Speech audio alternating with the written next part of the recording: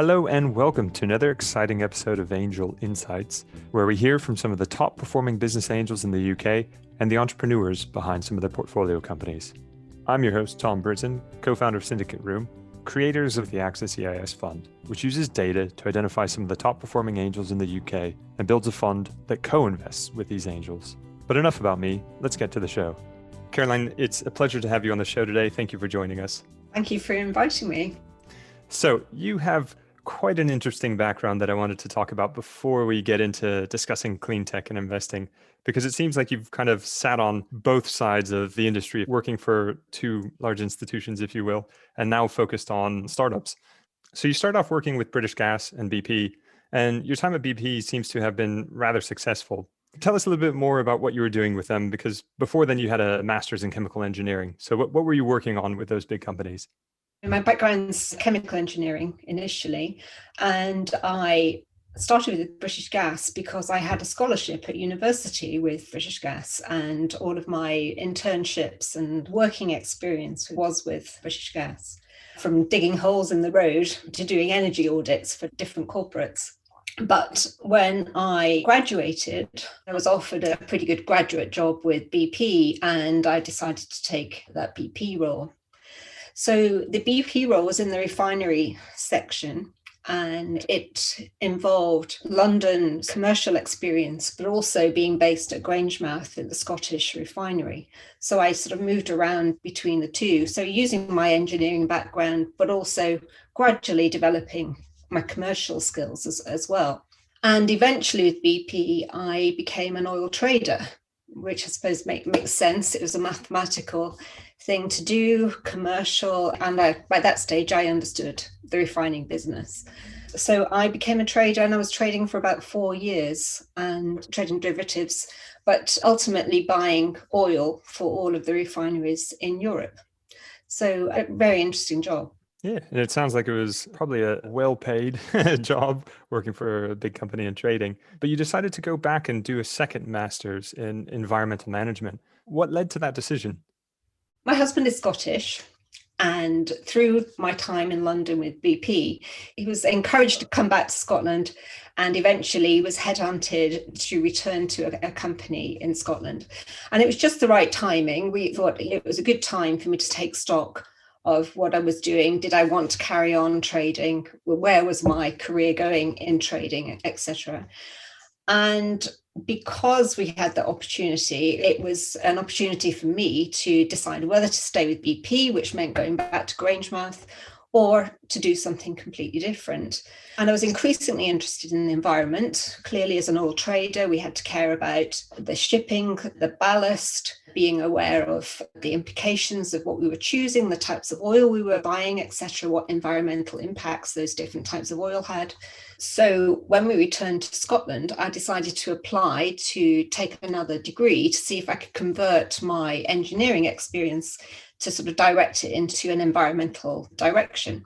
So that's what I decided to do. I took a master's at Stirling University, and that opened different doors to me. BP actually gave me a career break to do that, and they did offer me a job at the end of it. So it wasn't sort of the end of my BP chapter, but I did decide to use that as a launch to do something different afterwards. I'm curious about that offer from BP, because going from trading on that side of it to more in the environmental protection space, was the new role that they were offering you more about environmental management and protection, or was it back in trading and refinery?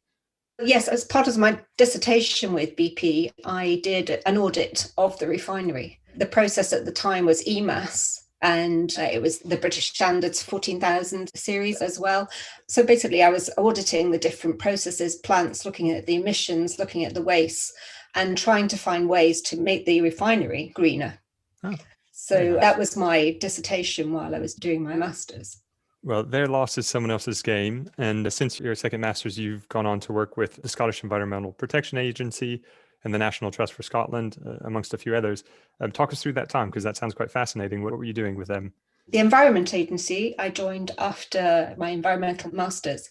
It was a really interesting time because 1995 was the establishment of the Environment Act.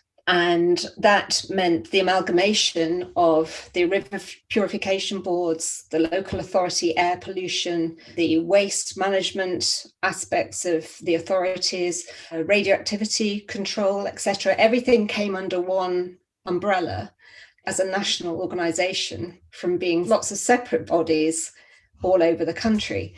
So when I joined the Environment Agency, it was literally at its very early days and a very formative stage. My first job was in waste management, waste minimisation and resource management, but I quickly moved into more of an operational role. I was then responsible for making sure that SEPA, the Scottish Environment Protection Agency, was interpreting the Environment Act consistently across the whole of Scotland. Because if we interpreted that differently, say in Inverness from Dumfries, it would make it very difficult to enforce the law. That was one of my main roles in SEPA. Fantastic. And I can see, just kind of looking back so far, how you had the engineering side, the finance side, now the operations side. You're kind of pulling together all the pieces of what it takes to run a business. So let me ask the obvious question. After some time with these trusts and environmentally focused companies, you decide to move into angel investing. Was there a specific push into that, or not just angel investing, but working with startups? How did you find your way into that? I was very fortunate to become in contact with Edinburgh University. I'm based in Edinburgh. Edinburgh was just starting off an idea for the Edinburgh Centre for Carbon Innovation. And it was a fairly new approach, which was bringing together the different departments at Edinburgh University under one umbrella, so that the geographers and the lawyers and the scientists could all get together in one place and start to talk about carbon and the best ways to tackle carbon emissions and reduce carbon. So I was involved in the very early stages of ECCI. And through ECCI, I was introduced to some very young startup companies spinning out of the university. And that was my first introduction to angel investing in Scotland. Fantastic. And then ultimately that kind of led you to a role with Equity Gap, I believe, and then on to Green Angel Syndicate, which is where you're at now. This being kind of an episode on Cleantech, it would feel wrong to not feature Green Angel Syndicate. So tell us a little bit more about the syndicate and what they focus on and what they do. As you say, I joined Equity Gap. That was my first sort of syndicate investing experience. And I really enjoyed that because that was an opportunity for me to learn from other people and find out a little bit more about the sort of techniques of syndicate investing. But I suppose while I was with Equity Gap, because of my background, I was asking the question, well, what about clean tech? How do we get more clean tech on the table? And I was introduced to Nick Lythe, who's the founder of Green Angel Syndicate, in 2017.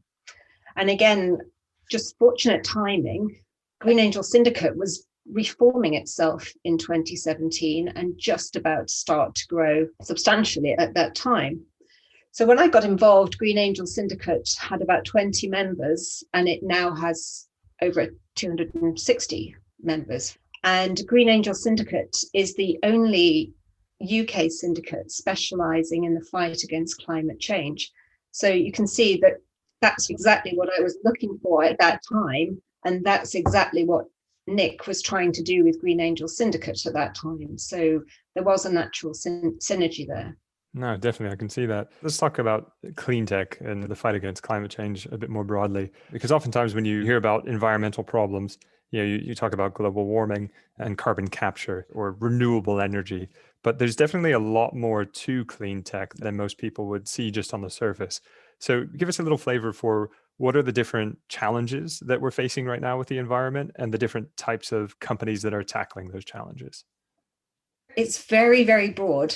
The types of companies we have coming forward to Green Angel Syndicate is very varied. So we're looking at agri-tech companies, food production, improved yield production, avoidance of pesticides, etc. We are looking at not just optimizing energy production and distribution, but also the mitigation of the climate change impacts. We look at storm drainage management, for example, through one of our companies, Storm Harvester. We look at the circular economy. And you can imagine, because of my background with SEPA and waste reduction, that I'm very interested in the circular economy and creating demand for what we see as waste product, because that's the answer to creating that circular economy. Could you give us one example of that? So what is it that, besides just recycling, if you will, plastic and things like that, what other things are going on with the circular economy that interest you? Well, there is a specific company we have invested in Green Angel Syndicates called Smile Plastics, and they use recycled plastics to produce wall tiles and surface products, very attractive tiling products. So to me, that was a very appealing company to invest in. They're based in North Wales and have been very successful. Fantastic. I think we'll come back to them later on. So coming back to the challenges and the startups that are working in the space, there's a lot of people that think about clean tech as almost social impact, or clean tech as a part of social impact, and they invest just to kind of help out. But Tony Fadell, who's the creator of the iPhone, has this belief that the next $1 trillion company is going to come in the clean tech space, or be an innovation in clean tech. Would you subscribe to that belief? The key to that is growth. Can you invest in a company that's destined for high growth and international expansion? And there are a number of companies in the clean tech space who have that potential. Those key elements that you're looking for if you're looking for, very high returns on your investment. So you look at a company like Tesla. I've driven a Tesla, drives great. It's an electric vehicle. And people think, okay, great, renewable energy, it's an electric car. But on the other side of that, you think of things like the production costs and what it takes to produce all the batteries, the lithium mining and such. How do you find a balance between the upside and the downside of some of these innovations, like Tesla, per se? It's a valid argument, and it is very difficult to sort of get that argument correct.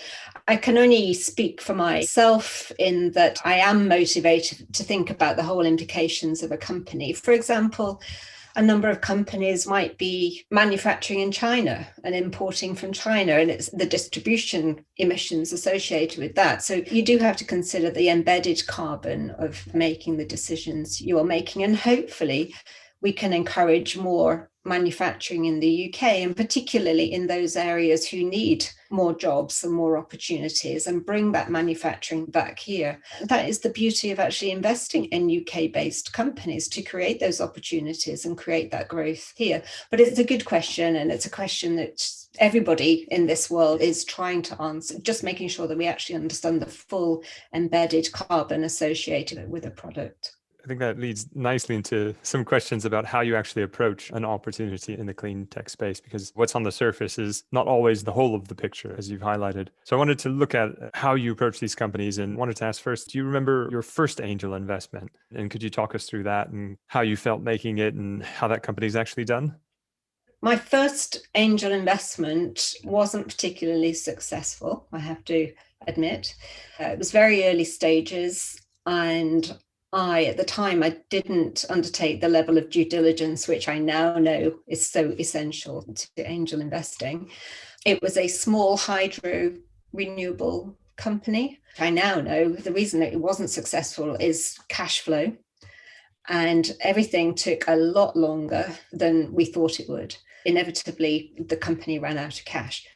But that was really good experience. And that's what encouraged me to get involved with syndicate investing, so that I could learn from other people and learn from the experience and from the expertise around a table. And that's a benefit of syndicate investing as well. Since then, my portfolio is quite wide. So I've got involved in all sorts of small companies and very interesting companies. And to get to the portfolio that you have now, you must have reviewed hundreds of decks. What is it that stands out in a deck and in a pitch the most that makes you think, okay, this company is actually worth pitching to us? Certainly in Green Angel Syndicate, and I can mainly speak about the work with them because I worked as an associate with the Green Angel Syndicate, which meant that I was effectively helping with some of the gatekeeping and pipeline. We look for clearly some form of USP or IP. We look at clear identification, what the competition is like. We look for growth potential. We talked about that earlier, what makes a successful company, that opportunity for growth. Generally, we tend to not invest at very early stage. We'll be looking for some sort of revenue or some identification or proof of traction in that product. And we look for the team, the founder, and how motivated the team is as well. Fantastic. Once you've been through the deck and you kind of narrow it down to the companies that you want to pitch, what are you looking for in the pitch that's different from the deck or that's beyond the deck? And how do you evaluate the potential clean impact of the business? I'll answer the last part of your question first. Every company in the Green Angel Syndicate portfolio has to be able to measure and monitor its carbon impact, and we do track that. So that's a key part of the criteria. And so clearly that's a key question in our assessment. What are we looking for beyond the pitch deck? I mean, we used to have pitches in London in front of an audience of the members, possibly 80 people in a room. But we found with COVID-19 that we've very quickly adapted to Zoom pitches, and it's been very effective. We now have 80 people turning up to pitch events twice a month. What we have found is that clearly the ability to communicate is very important, the enthusiasm of the team, whether that team have collected the right advisors around them, whether they've got the support structure to be able to take their ideas forward. I suppose ultimately we're looking for a good idea that could potentially make a big difference, but has also, and critically, is going to be successful commercially. That's a great point. Is there a right way to trade off between impact and risk of failure? You think that the moonshoot projects that could change the world are generally the most risky? Generally, not always. But how do you make that trade-off? I suppose as an individual investor, you'd probably make that trade-off by deciding how much you're going to invest. If you think it's a pretty good valuation, but it's got lots of potential, then you might decide that it's worth the risk of that investment. From an impact perspective, people in Green Angel Syndicate are motivated not just by the commercial benefits, but also the environmental benefits of what we're trying to do. So there will be some playoff between, yes, this could make a big difference and we could make considerable savings against a high return investment. And I suppose within Green Angel Syndicates, we will be making those judgments all the time. A lot of the angels in Green Angel Syndicates are members of several syndicates. So possibly the motivation is different depending on which syndicate you're involved in. You'll use different judgments for different reasons. But it is a playoff between an impact and commercial return. Everything within the portfolio is expected to make a good commercial return. There is no compromise on that. But clearly, you might be prepared to take a bigger risk in something that could have a bigger impact. Excellent. And coming on to the last part on the due diligence side of it, you mentioned it earlier with your first investment and things taking longer and not managing the cash flow properly. What are the other things that you've learned in your journey to look out for when reviewing these opportunities? I've certainly learned that a systematic approach to due diligence is worthwhile. In Green Angel Syndicate, we form a team. If a company is successful at pitch, we establish a due diligence team and a team leader. There is a template of actions we go through that due diligence. And all of the information we gather during the due diligence period is shared with anybody who's interested in investing in that company. So everybody who's interested in investing has the chance to raise questions and answers and attend virtual or physical meetings to sort of interrogate the business plan further. I suppose critically what we do is at that stage, we really interrogate the financial assumptions and question the knowledge. What does the company have to support those assumptions? We will potentially call the suppliers to the company as well as some of the customers of that company as well. And we'll just validate some of the things that the company is telling us. Clearly, the company themselves will tell us a very positive message, but you've got to test those messages in different ways. And that process has been very successful. You're doing some reference checking on the companies. Exactly. Definitely smart. I like that. Okay, well, let's talk a little bit now, coming back to your portfolio. So you mentioned one already with Smile Plastics, who create these beautiful tiles out of recycled plastic. Can you remember when you first met them and what was your initial impression? Did they immediately grab your attention, or was it one that kind of took a while and now you're sold on them? I think probably around about 2018 with Smile Plastics, because I've been involved for a couple of years now. As I said, because of my background and my interest in circular economy, I am personally motivated to help support different ideas in this area. It is a manufacturing company, and I know some people are sort of not so keen on manufacturing, but to me, that created jobs.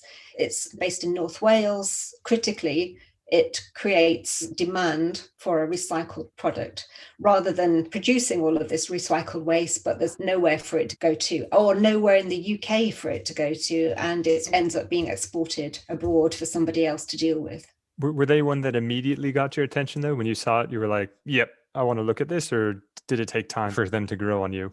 Certainly from an ethical perspective, it did resonate. But as I said earlier, it's not just about the concept or the idea or the team, it has to make commercial sense as well. So the fact that they already had customers and that you had a pipeline of customers as well, all of these things are very critical to make an investment decision. Okay, let's look at another one. So Nature Metrics, tell us about them and your experience with them. Nature Metrics, that's a really interesting company.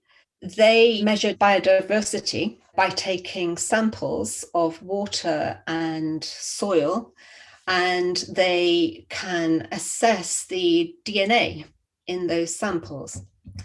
So historically, to do environmental assessments, and I used to do those myself, and I know a number of people who do that as their job, you would go out, you would literally take samples of the wildlife, or you would capture something in a jar, and that's how you would assess how many newts or fish or insects there are. But Nature Metrics can measure the DNA in that sample. So it takes a lot less resources to get that same level of measurement. And Nature Metrics are being used now for construction projects, for rail, and it's a very efficient way to provide a good assessment of what the impact on nature will be for a certain project. Have they done any comparison tests? So like do it the old fashioned way in the same location. So you've got, this is what the counting method has, and then this is what the Nature Metrics says. Yes, at the early stages, that's the sort of questions we asked. But I think to get a technical answer to that, you're probably better to speak to them about how they do that. I just know they've been very successful, and they're already working with most of the large construction companies and the environmental assessment companies. Cool, very cool. So let's talk about one more, Piclo. Tell us a bit about them. It shows the diversity of the companies coming forward, really, that you think about clean tech as being one or two aspects, but so many different types of companies come forward. Piclo is a trading platform, and it enables the decentralization of energy production. And again, you can see why that would resonate with me, because it was trading yeah. And technology and energy, but it again has been a very successful investment. So it enables the production of sort of small micro renewable energy production and the purchase of that energy by the distribution companies. So they run online auctions that different people can get involved in. Oh, really cool. Yeah, definitely a diverse spread of companies. And I know you have many more in your portfolio, but Absolutely. I'll save you a little bit. We won't go through them all. So in addition to being a syndicate, Green Angel Syndicate has a climate change fund. Can you tell us a little bit more about that? The origin or the idea of that is that when we were talking to some potential members into Green Angel Syndicate, the members were very interested in investing in the types of companies we were finding for our portfolio, but didn't have the time to do the due diligence, the individual due diligence to invest. So we decided to start a climate change fund, which would give people the opportunity to invest a certain amount of money into a pot, effectively, into a fund, and that fund could co-invest alongside the syndicate and the expertise and the experience of those people within the syndicate. So we launched the first fund in the autumn, winter of last year, and we had a successful raise, and we're now increasing the firing power of the syndicate as well. And we've just relaunched for a second fundraise, which will close in the summer. And for anyone who wants to find out more information about that fund, what's the best way of finding it? The best way to find out about it is to have a look on the website, the Green Angel Syndicate website, and the details are there. Perfect. I did want to move on to a quick fire question round. So I'll ask you a question and then just let me know the first thing that comes to mind. So what would you say is the best book that you've read recently of any genre? Fiction, Shuggie Bain by Douglas Stewart. Shuggie Bain, I haven't heard of that one. Tell me a little bit about that. It was the 2020 Booker Prize winner, and it is the story of childhood deprivation in post-industrial Glasgow in the 1980s. So it's a very thought-provoking book. I'm very interested in it because I'm very interested in what we're doing in Green Angel Syndicate, trying to expand the influence of what we do throughout the UK and create opportunities throughout the UK as well. I'm chairing a group in Green Angel Syndicate, which is proactively looking at spin-outs and accelerators and incubators and catalysts in the Northwest, in the Northeast, in Glasgow, for example, and looking for companies to potentially make a difference to the economy in various areas of the UK. So I think Shuggie Bain was based on deprivation following the closure of the pits and the end of shipbuilding. And it's time really to start creating new technology and new opportunities to create jobs in these areas.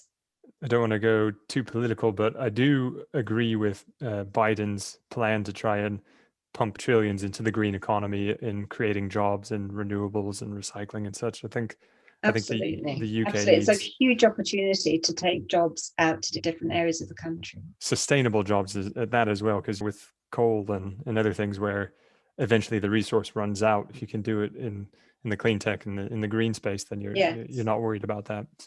And as you know, Glasgow is supposed to be hosting COP26 if it goes ahead. So this is an opportunity for Glasgow to really show that it can be a city for the future. No, definitely. That wasn't such a quick fire question after all, but thanks for that. So what's the clean tech trend that most interests you right now? Different people will give you different answers to this, but what I'm most interested in at the moment is hydrogen. Energy background, I understand the production process. I think hydrogen has a role to play in the decarbonisation of transport and heavy industry. And certainly during COVID, I have had the opportunity to attend quite a few webinars and seminars on hydrogen to find out what the landscape is like. So hearing what's happening in Germany, in the Netherlands, in Iberia region. And I'm very interested in green technology and green hydrogen and enabling hydrogen production and use. And I think in Scotland, it presents a particular opportunity in the Northeast, and particularly as we move away from oil production. It's quite an interesting one. I remember when I was 20 years ago, I attended the LA Convention Center car show, which they used to do every year, and they had all the manufacturers coming out and bringing the latest and greatest. And BMW at that time already had a working, I think it was a model 740H for hydrogen, using a hydrogen cell. And clearly the technology's been there to some extent, but it doesn't seem like it's taken off in the last 20 years as much as EV or electric vehicles. What do you think's been the delay in that? Well, I think for smaller vehicles, the economics just don't make sense. For a smaller battery, which can be easily recharged, a battery-powered car makes a lot of sense. But for heavier vehicles, such as bin lorries or long-distance vehicles, then hydrogen potentially does make sense because the size of the batteries required for those large vehicles is going to be huge. And they need to be recharged on a regular basis. So it creates a different opportunity. I've invested in a company via Equity Gap called Ulemco, which converts existing bin lorries to hydrogen-powered bin lorries. And that's already operational. That was the first company which introduced me to hydrogen and got me involved and interested in what hydrogen could do. It's not going to be used for all sectors, but there are some areas where I think there is a role to play for hydrogen, and it might be trains. It might even be aviation. And certainly some of the heavy industries that we find will be really hard to decarbonize as well. But I think as processes improve, if we're producing it from offshore wind so that it's green hydrogen and we're using existing pipelines, I think some of the economics start to make sense at that point. And I think 20 years ago, the economics of hydrogen probably just wouldn't have made sense. But today, in the right circumstances, it could make sense. So, third question, quick fire. What is it about investing in startups that you find most rewarding? That's easy. Opportunities, jobs, and making a difference. Nailed it. It's high risk, but I'm prepared to take that risk for those reasons. Thank you for that one. So last question, with the benefit of hindsight, what is the one key thing that you learned over this time that you would have told yourself back when you were starting angel investing? Definitely do as much due diligence as you can before you get involved in the investment process. An investment in a startup is a long-term investment. It's at least 5 to 10 years. So it's a long journey and quite a commitment. So make sure that you do the due diligence at the start and make sure it's worthwhile. Well, I think that's excellent advice to end on. So thank you very much for your time. It's been a pleasure having you on the show. Well, thank you very much. You've been listening to Angel Insights, produced by SyndicateRoom. Until next time, bye.